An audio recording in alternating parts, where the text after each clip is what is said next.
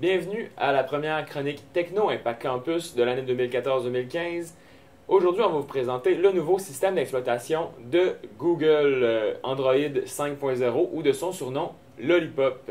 Également, on va vous présenter la nouvelle application mobile du créateur de Twitter qui s'appelle Super.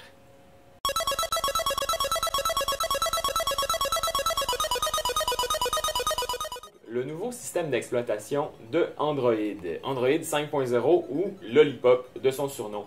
On peut voir que les couleurs que Google ont voulu donner à leur système d'exploitation sont beaucoup plus flash et pastel, d'où probablement l'appellation Lollipop. Il y a certaines nouveautés qui, contrairement aux couleurs justement, se rapprochent beaucoup plus du système iOS de Apple. Par exemple, l'accès aux utilités du téléphone est beaucoup plus facile. Avec Android, on avait, comme on peut le voir ici, accès aux notifications qui étaient par un bandeau défilant vers le bas. Mais avec un double bandeau, on a accès à toutes les utilités vraiment intéressantes du téléphone, que ce soit le Wi-Fi ou le Bluetooth, ou simplement la lampe de poche qui, auparavant, il fallait aller utiliser une application et l'ouvrir. Donc là, avec ça, c'est beaucoup plus simple. On a également quelque chose qui est intégré directement au téléphone sans avoir à télécharger d'application, le Chromecast, ce grâce à quoi on peut maintenant projeter l'image de mon téléphone sur la télévision. Ça aide beaucoup à avoir ça, donc avec l'appareil Chromecast, c'est très utile. Quand on ferme l'écran, on a accès à nos notifications sur l'écran principal du téléphone sans avoir à ouvrir le téléphone. Donc c'est possible de garder certaines notifications directement dans notre écran d'accueil du téléphone sans avoir à le déverrouiller.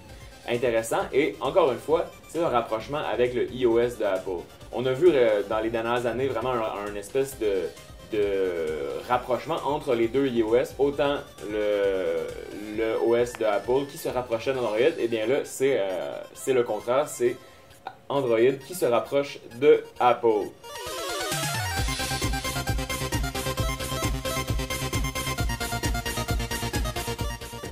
Bill Stone, le cofondateur du réseau social Twitter, a créé une nouvelle application qu'il a distribuée en simultané sur Android et sur iOS. Le créateur disait que c'est impossible d'ignorer un message qui nous est fourni avec une belle image très alléchante pour l'œil, ainsi que des grosses majuscules. Donc comme on peut le voir, c'est vraiment l'idée selon laquelle tout est vraiment très flashy, avec des gros caractères et un message qui frappe. Donc on peut essayer de le faire par exemple en ayant cherché I wish, qui est le titre de notre message, et on va tout simplement ajouter You were here. Et là, l'idée dans ça, c'est qu'il faut signer le nom de la personne, soit votre propre nom, ou bien le nom de la personne que vous voulez faire parler. Donc, on va le signer Pink Floyd. Et là, on fait Next, et l'idée, ça va être d'ajouter une image qui va être très importante. Donc, par exemple, ça nous le propose directement, et on fait Next. Ça va processer. Et là, on peut soit ajouter un endroit où on a pris l'image, où on a pris notre pensée, mettre un site web, ou il y a l'option de publier anonymement. Par exemple, si on veut pas qu'on sache qui a fait le message, on va le faire de cette manière-là. Et une fois que c'est terminé, on le poste.